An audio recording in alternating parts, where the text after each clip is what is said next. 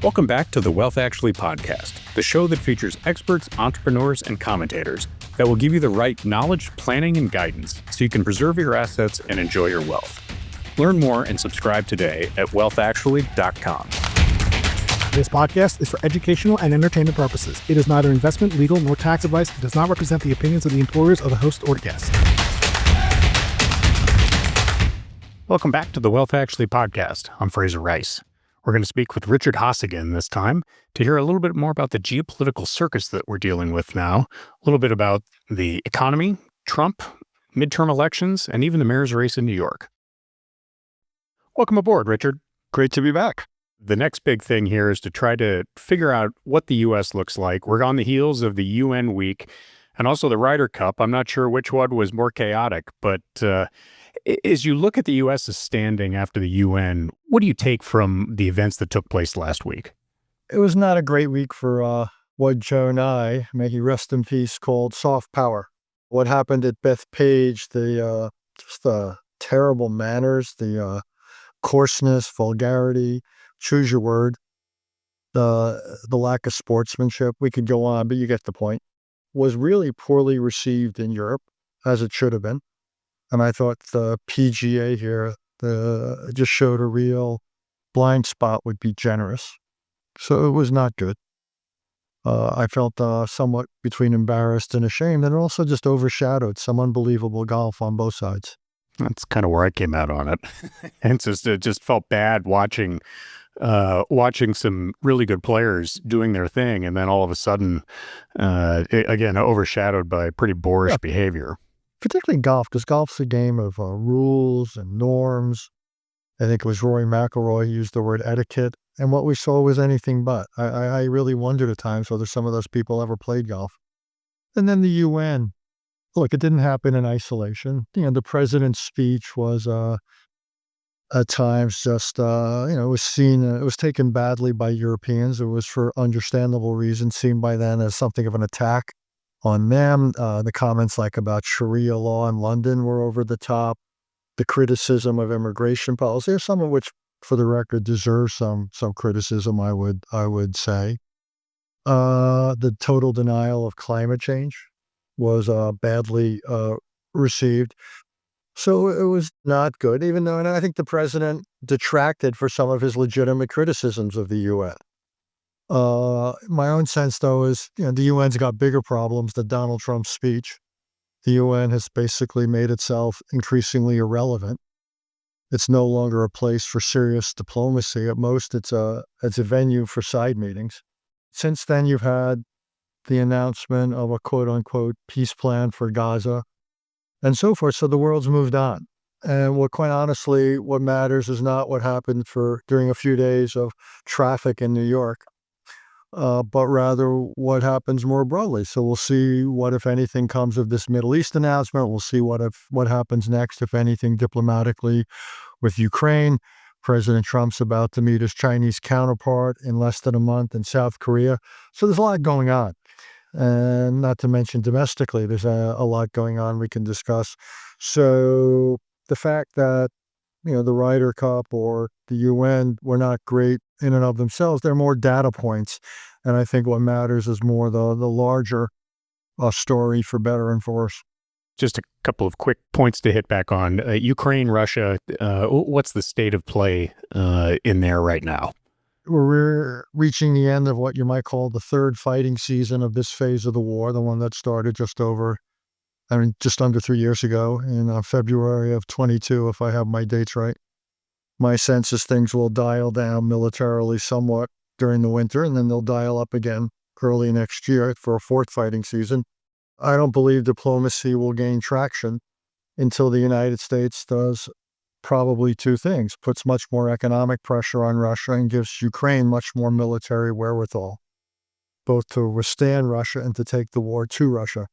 Ultimately, diplomacy will only happen in a context where Vladimir Putin comes to the conclusion, however reluctantly, that time is not on his side. Right now, he believes time is on his side. He has no reason to compromise or settle. Only if we convince him that time is not his friend. I believe, will he agree to something like a ceasefire? I don't think we should be pushing for peace for any number of reasons. We can go into it if you want, but I don't think we need to. So at the moment, diplomacy is dependent on the calculations of the two sides, and I think the Ukrainian leadership is willing to accept a ceasefire in place, but the Russian leadership isn't. We've got to change that calculation, and that's more than anything, I think, a function of whether we give Ukraine greater military help, which persuades Putin that more war will not give him more results. Any inside baseball on any potential weaknesses in Russia that we don't hear about over here, as opposed to sort of the general posturing we get from Putin? There's been a lot of talk about it recently. The president mused on Truth Social about Russia's economy and so forth. Look, Russia's paid an enormous price for the war in terms of manpower, in terms of its economy. But China continues to buy oil. India continues to buy oil. Turkey continues to buy oil. So I think the Russian economy limps along. Militarily, they've got a pretty good wartime economy. Putin still controls the narrative within Russia. So I don't sense, I'd love to be wrong, but I don't sense that Russia's on any brink where it can't sustain a version of what it is doing. So no, could we reach a point, Fraser, where that is no longer true in Russia, as it literally and figuratively begins to run out of gas? Yeah. But I don't think we're there yet. But the medium to long term is not in Russia's favor, only because their productive capabilities are getting diminished and so forth. So again, I still think what we want to do is help Ukraine more. I don't know if we will. I don't know if we're going to impose sanctions. I can't explain why this reluctance to pressure Russia directly and indirectly. That's gets into places I don't have any evidence on. But I would simply say President Trump is right to want to bring peace. I think he's sabotaging or undermining his own efforts by not creating a context in which diplomacy is more likely to succeed. But I don't see any signs at the moment that either side is ready to essentially shout uncle. Trump just came out with his 10 or 20-point plan for Israel and Gaza. 20. It's up to 20. It's inflationary times. It was 20. It's power of compounding. Hopefully, maybe that'll help. What do you make of that? We've just had all sorts of different iterations of from the invasion to the counter-invasion to all the fighting. And it on one hand, I'm happy to see that there's an attempt to try to stake out some peace plans here, but I'm not confident that it will come to pass. Do you have any thoughts on that? I pretty much agree with what you said. Look, it's the shortest 20-point plan in history. And by that, I mean, there's 20 points to it, but none of them is fleshed out. So, the immediate question is whether Hamas agrees to it. The Israeli government did. But even if Hamas does, there's any number of implementation questions. Certain preconditions have to be met and so forth. When I used to teach at Harvard, we used to say that 90% of life is implementation. Well, this plan is the 10%. It's a design and includes all the things a peace plan would need to include. At least it mentions them, but they're not developed. And so all sorts of things to call for a technocratic group that could run Gaza, a stabilization force, full humanitarian aid, all sorts of things about political and diplomatic processes. These are the plan is more, I guess I'd say it's more aspirational than operational. Right. So the good news is the Israeli government agreed to it. We'll see what Hamas does. My own guess is at some point there'll be all sorts of hiccups in implementation. And probably early next year in the spring or so, I expect Bibi Netanyahu will call for new elections. He's got to do it within the next 12, 13 months. He'll choose an opportune moment. The fact that he's gotten this plan put forward, which is quite sensitive, shall we say, to Israeli interests, and he's agreed to it, puts him in a very good position. So either Hamas capitulates or Israel's given a green light to continue the war from the United States. So I think, my own view is this plan in its current form will not reach fruition, to say the least. And at some point, sooner rather than later, we'll probably have Israeli elections, possibly as soon as 6, 7, 8 months from now. Got it. So it would be geopolitically crazy not to talk about the two most populous nations in China and India. I know they got together with Russia in the room as well to broadcast their sort of emergent standing in the world. Is there anything we should be watching on that front besides sort of the obvious in terms of how they deal with themselves and how they deal with the U.S., especially in a tariff environment? A couple things come to mind. In terms of India, I think it's fair to accuse the administration of diplomatic malpractice. The U.S.-Indian relationship has been carefully nurtured over the last few decades by Republican and Democratic presidents alike. Made sense economically. India is the world's largest country, probably the fifth largest economy, but it's going to grow, and by any measure. Strategically, it's a real concern for China. So the idea that we've slapped these heavy tariffs on India and pushed them in China's direction seems to me to make little sense. And don't get me wrong, I'm not happy with India buying oil from Russia. India's long bought its arms from Russia, but this hostility towards India just makes no sense. And this embrace of Pakistan, again, what's Pakistan? A country of 1/6, 1/7 the population of India. It's got a long association with terrorism. It's the army, shall we say, has disproportionate power. I don't understand this fondness for Pakistan and this distancing from India. So I think this is one of those head shakers. In terms of the Indians showing up at the powwow in China, yeah, it was a sign that the Indians are alienated. Now they did leave before the military parade, but it showed. I think it's India in some ways re-embracing its tradition of a kind of strategic independence, something that it had during the Cold War, even though it tilted towards the Soviet Union.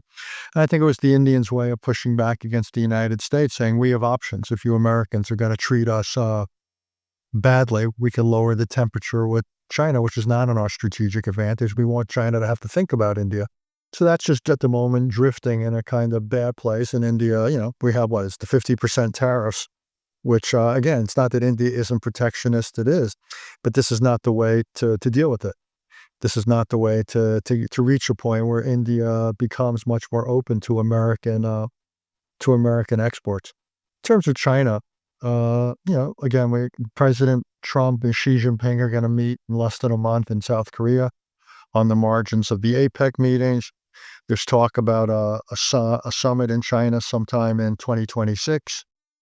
And I think the real question is not just what happens economically, what is it the United States and China can agree to, but also what happens geopolitically. And to what extent is it a narrow economics conversation, or to what extent is there a grand bargain in which there's some trading off, if you will, between geopolitics and economics. And what a lot of people in the strategic world are worried about is that China gives us some of what we want economically, and we give them some of what they want strategically. Mm-hmm. And that gets into the question of the South China Sea and even more Taiwan.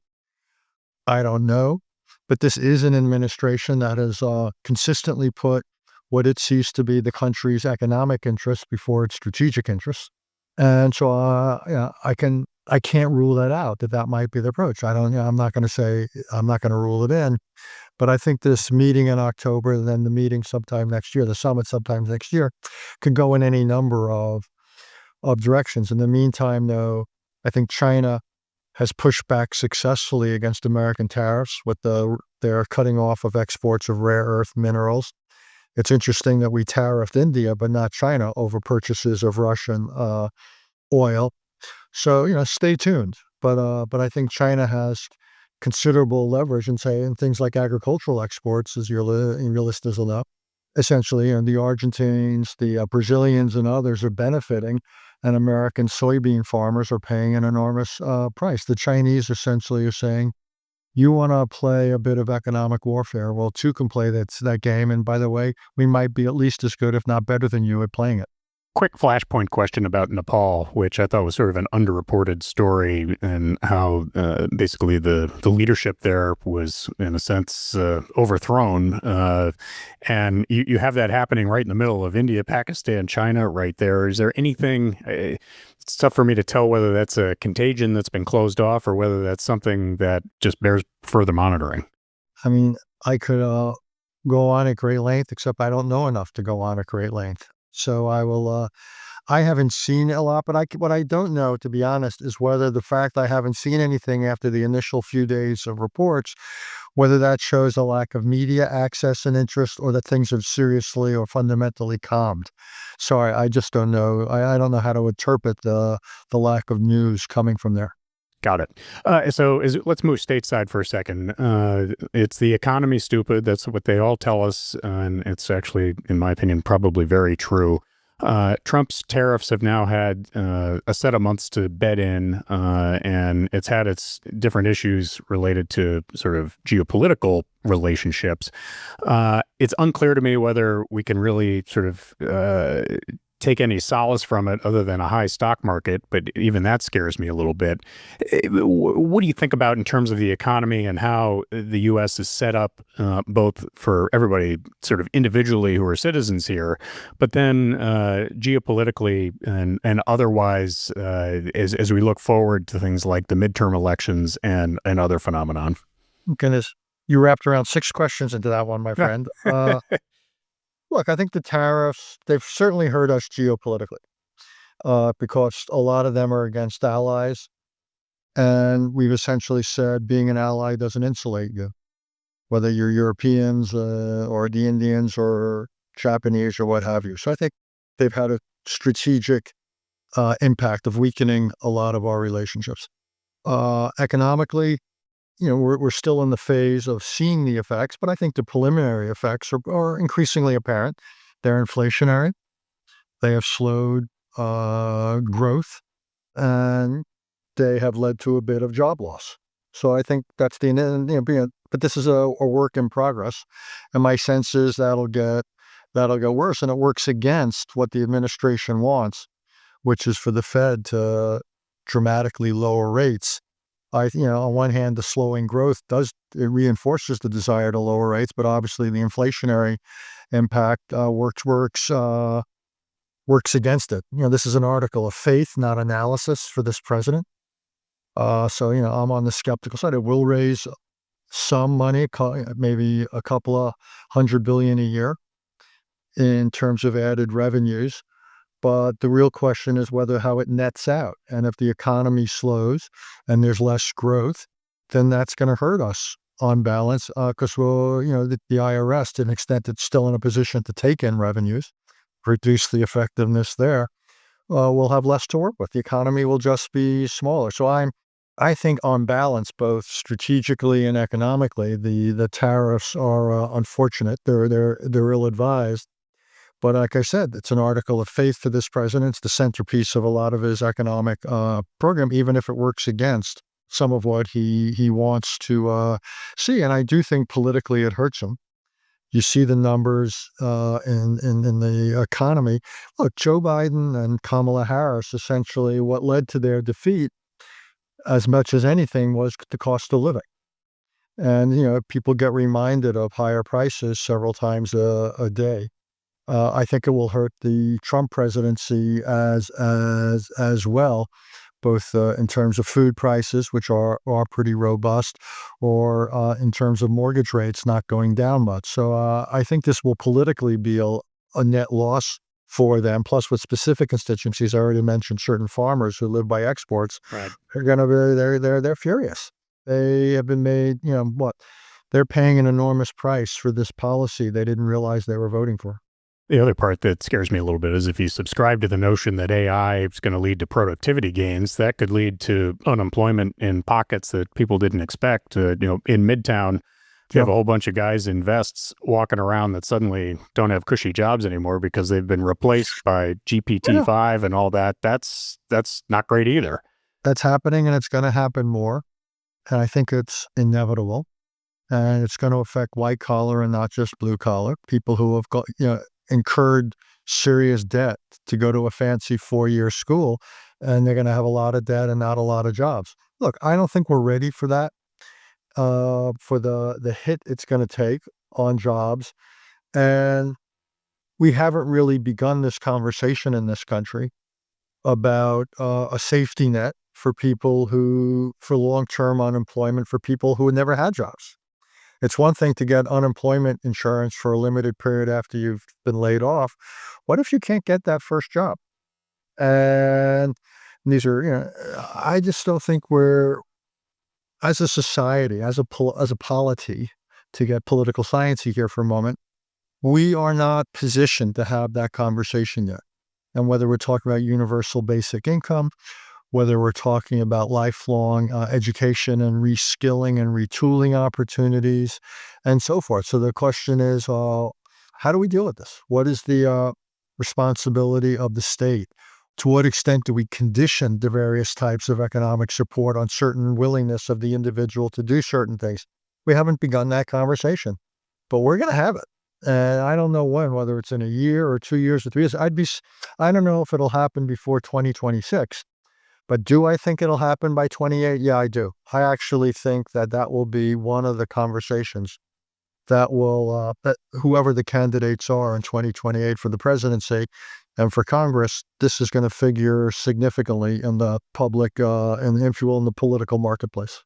We painted a pretty gloomy picture for Trump in his sort of era here, and in many ways I feel like he's trying to run out the clock before 2026 in the midterms, where if the House switches over, I think a lot of what he's trying to do slows down to a crawl. But the Democrats themselves are not really, I would say, creating or taking advantage of maybe some of the conditions they're being given. I didn't speak, I was at an event where New York One was talking about the mayor's race in New York and Mondami and sort of the progressive element in the Democratic Party having a big impact at what's happening here in New York City. I guess just from a broader question, I mean, how do you see the Democrats lining up for 2026 in something that seems to me to be very winnable, but at the same time, they seem to, not lose an opportunity to lose an opportunity in some ways? I have a couple of reactions. One is you can't speak of the Democrats when it comes to 2026 because they don't have a candidate. What they have is 435 candidates for the House and 33, 34 candidates for the Senate, and I don't know how many governors. It's decentralized. So the Democrats are going to be all over the place, from center left to center to far left to Democratic socialists, like the likely next mayor of New York. So they'll be all over the place, and all politics is local. Some will win and all that, but I don't know what kind of clarity politically will emerge from it all. I also think there's some big questions. It's awkward to talk about how the administration will try to shape the environment so the Democrats don't emerge with control of the House. I don't think there's much chance. There's some, but not much chance they could regain the Senate. But the House is paper-thin margin. This administration clearly, strongly does not want the Democrats to take control of the House of Representatives, given the subpoena power, the hearing power, and all that what would accrue. So the question is, to what lengths will the administration go to see that doesn't happen? We're already seeing what you might call aggressive gerrymandering. Right. You had the president, as just recently, talk about the deployment of American military in many cities and so forth. I think the jury's out on what's going to happen in this country over the next 13 months.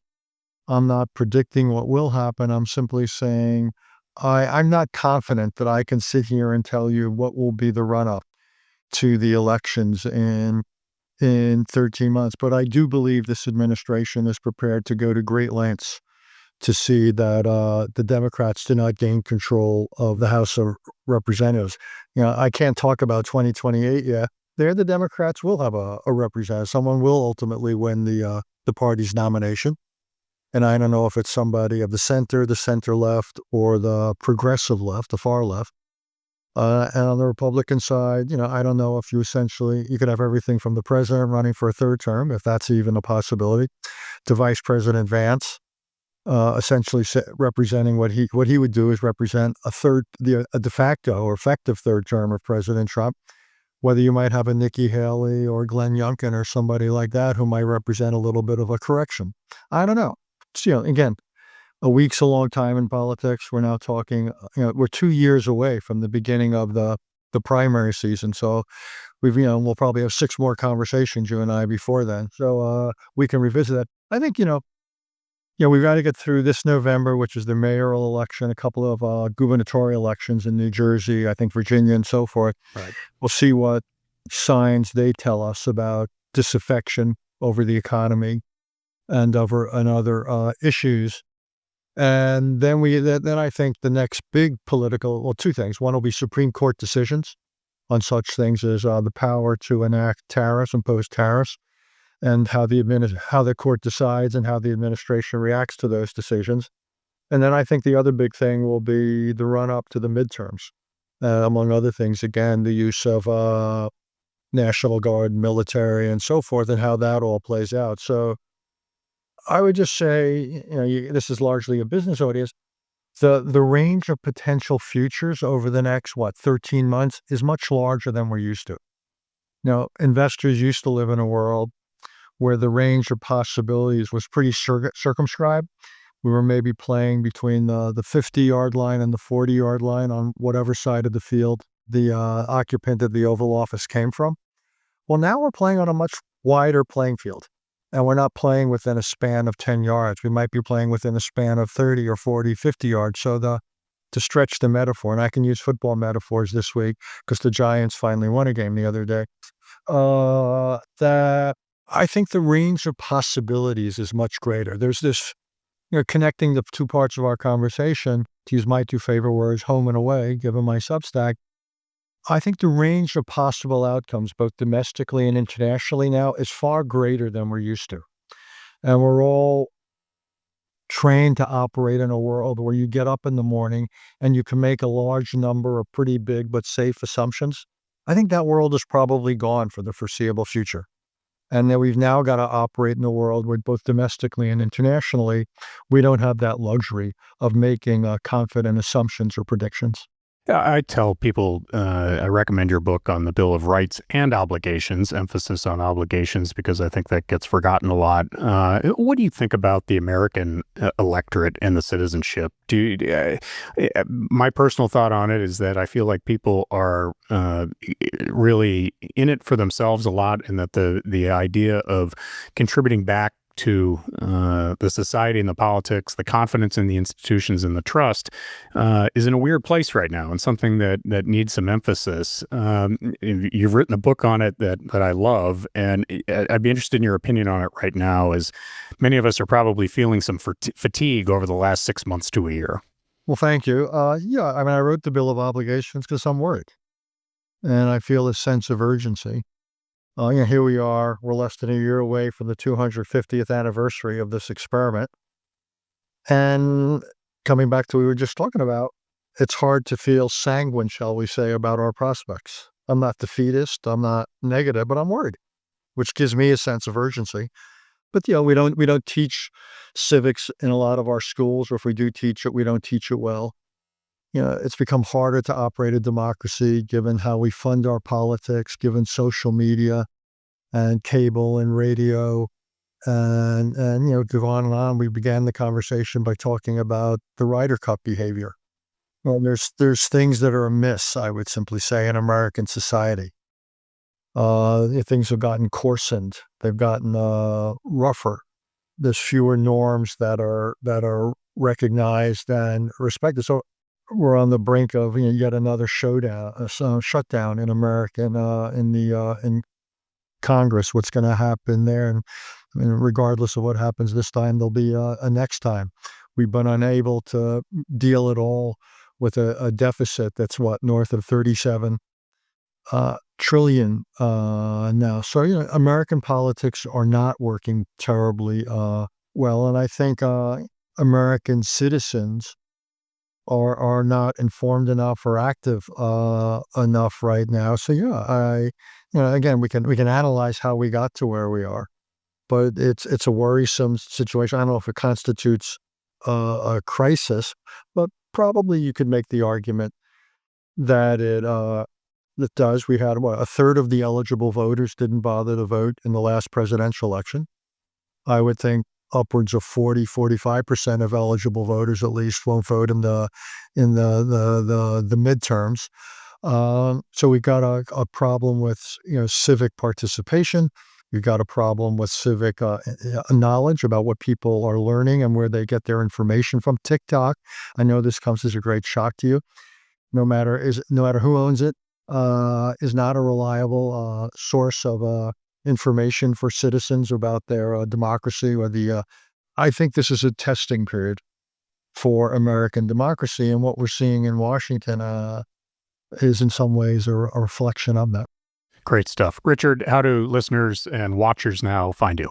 Well, they can find me on Substack. I publish a weekly newsletter called Home and Away, where I talk about, as the title suggests, things domestic and things international.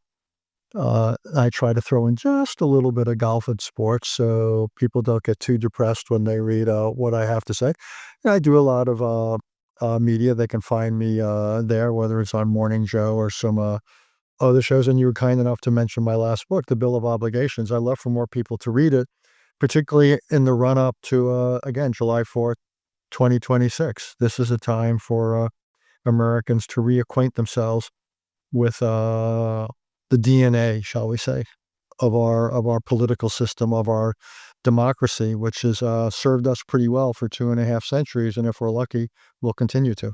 Thank you. Thank you, sir. Good to see you.